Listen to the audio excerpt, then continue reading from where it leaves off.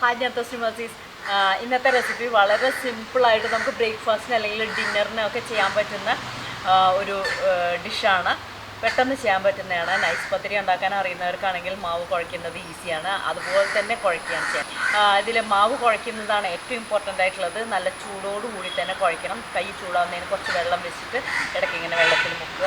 എന്നിട്ട് കൈ ഇങ്ങനെ ആക്കിയതിന് ശേഷം നന്നായിട്ട് കുഴച്ച് പിന്നെ ഇത് പരത്തുമ്പോൾ ശ്രദ്ധിക്കേണ്ടതെന്ന് വെച്ചാൽ ഞാൻ പ്രഷറിൽ വെച്ചിട്ടാണ് ചെയ്യുന്നത്. പ്രഷർ ഇല്ലെങ്കിൽ കുറച്ച് ബോൾ എടുക്കുക, ഒന്ന് ജസ്റ്റ് ഒന്ന് പരത്തിയാൽ മതി. കുറച്ച് തിക്കായിട്ട് വേണം പരത്താൻ, അധികം തിന്നായിട്ട് പരത്തരുത്. പൂരിയുടെ സൈസിലാണ് ചെയ്യേണ്ടത്. നന്നായിട്ട് ബബിൾ പോലെയായിട്ട് വരും. ഒരു ഭാഗം ഒരു ലൈറ്റ് ബ്രൗൺ കളർ ആയതിന് ശേഷം മറിച്ചിടുക, മറ്റേ ഭാഗം അതുപോലെ ആയിട്ട് എടുക്കുക.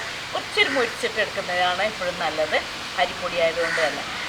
കാരണം പെട്ടെന്ന് പൊട്ടിപ്പോവുമല്ലോ, അതുകൊണ്ടാണ്. വെളിച്ചെണ്ണ പത്തിരി എന്നാണ് ഇതിന് പറയുക. ഇത്രയാണ് അരിപ്പൊടി എടുക്കുന്നത്, അത്രയും തന്നെ വെള്ളമാണ് എടുക്കേണ്ടത്. ഞാൻ 1.5 കപ്പ് അരിപ്പൊടി ആയതുകൊണ്ട് 1.5 കപ്പ് വെള്ളം ചേർത്ത് 1.5 കപ്പ് വെള്ളം തിളപ്പിച്ചു. 1.5 കപ്പ് അരിപ്പൊടി, പത്തിരിപ്പൊടി, ഇടിയപ്പത്തിൻ്റെ പൊടി എന്നൊക്കെ പറഞ്ഞിട്ട് നമ്മൾ വാങ്ങാറില്ലേ, അത് ഇനി ഒരു തവിൻ്റെ ബാക്ക് സൈഡ് വെച്ചിട്ടാണ് ഇളക്കേണ്ടത്. സിമ്പിളാണ്. നൈസ് പത്തിരി ഉണ്ടാക്കുമ്പോൾ വാട്ടുന്ന പോലെ തന്നെ. ഇത് ഒരു 5 മിനിറ്റ് അടച്ചു വയ്ക്കാം. ആവിയിൽ തന്നെ അതൊന്നുകൂടെ കുക്കാവും. എന്നിട്ട് എടുത്തിട്ട് കുഴയ്ക്കാം. 5 മിനിറ്റായി. മൂടി തുറന്ന് ഇതൊരു പരന്ന പാത്രത്തിലേക്ക് മാറ്റാം. ഈ പാത്രത്തിൽ തന്നെ കുറച്ച് വെള്ളം എടുത്താൽ മതി. എന്നിട്ട് കൈ ചൂടാവുമ്പോൾ ഇങ്ങനെ കയ്യിൽ ഒന്ന് തൊട്ടിട്ട് വെള്ളം തൊട്ടിട്ട് ചൂടോടുകൂടി മാവ് കുഴച്ചെടുക്കുക. നല്ല ഫൈനായിട്ട് കുഴച്ചെടുക്കണം. കുറച്ച് ചൂടുണ്ട്. അപ്പോൾ ഇത് കൈയൊന്ന് വെള്ളം നനയ്ക്കുക. എന്നിട്ട് ഇങ്ങനെ കുഴച്ചെടുക്കുക. നല്ല സ്മൂത്തായിട്ട് കുഴച്ചെടുക്കാം. നല്ല സ്മൂത്തായിട്ട് കുഴച്ചെടുത്തിട്ടുണ്ട്. ഇതിൽ നിന്ന് നമ്മൾ സാധാരണ പൂരിക്കെടുക്കുന്ന പോലെ ചെറിയ ബോൾ എടുക്കുക.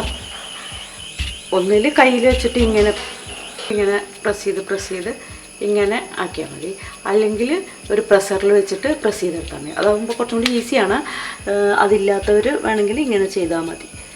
എന്തായാലും കുറച്ച് തിക്കായിരിക്കണം, തിന്നാവരുത്. കുറച്ച് തിക്കാണെങ്കിൽ നന്നായിട്ട് പൊങ്ങി വരുള്ളൂ. കരിഞ്ജീരകം വെള്ളമൊക്കെ ചേർക്കുക കുഴയ്ക്കുന്ന സമയത്ത്. അപ്പോൾ നമുക്ക് കുറച്ചും കൂടി ഒരു ഭംഗി ഉണ്ടാവും കാണാൻ. ഞാൻ ഒന്നും ചേർത്തിട്ടില്ല. നമുക്ക് എണ്ണയിൽ ഫ്രൈ ചെയ്തെടുക്കാം. ഇതുപോലെ കുറച്ച് തിക്കായിട്ട് വേണം പരത്താൻ.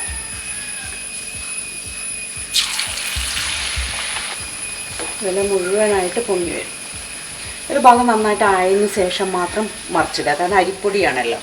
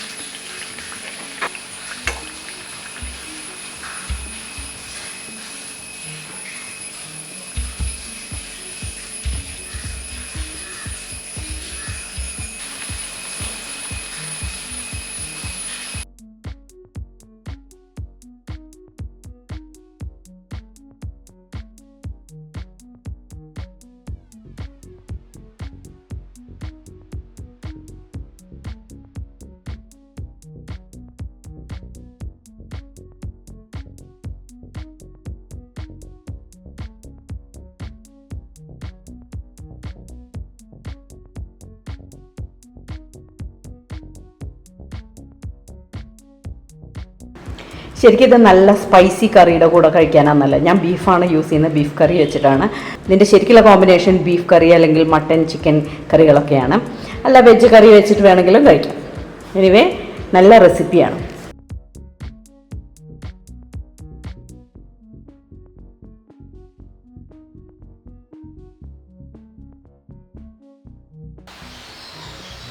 കണ്ടല്ലോ, നല്ല റെസിപ്പിയല്ലേ. നമുക്ക് ബ്രേക്ക്ഫാസ്റ്റിനായാലും ഡിന്നറിനായാലും അല്ലെങ്കിൽ ഒരു പാർട്ടിക്കൊക്കെ ചെയ്യാൻ പറ്റുന്ന നല്ലൊരു ഡിഷാണ്.